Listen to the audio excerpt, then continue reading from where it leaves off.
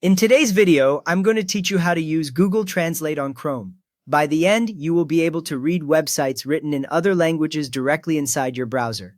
To get started, open Google Chrome. If you have more than one browser on your computer, make sure you open the one with the colorful red, green, yellow, and blue circle icon. When Chrome opens, you should see the address bar at the very top, along with your tabs. If you already have other pages open, that is fine. You can still follow along in a new tab. Once Chrome is open, go to the web page you want to translate. In the address bar at the top, type or paste the address of the site that is in another language, then press enter. The page will load, and you should see all the text and images from that site. Take a quick look and confirm that the text is actually in a language you do not understand, because Chrome only offers translation when it detects a different language. Now look at the right side of the address bar. This is the same bar where you just typed the website address. On the right side, near the bookmark star and any extension icons, Chrome shows a small Google Translate icon when it detects a foreign language on the page. The icon usually looks like a small document with a letter on it. If you see that appear, it means Chrome is ready to translate this page for you. From there, click the Translate icon.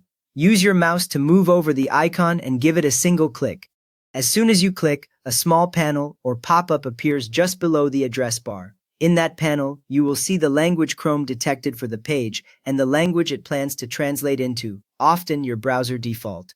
The page itself might flash or reload briefly, which is normal while Chrome prepares the translation. Next up, select the language you want. In the translation panel, look for a drop-down or a list that shows possible languages. Click that list, then choose the language you would like to read the page in, such as English, Spanish, or another language you prefer. If you change the selection, the text in the panel updates right away, and Chrome knows which language to use.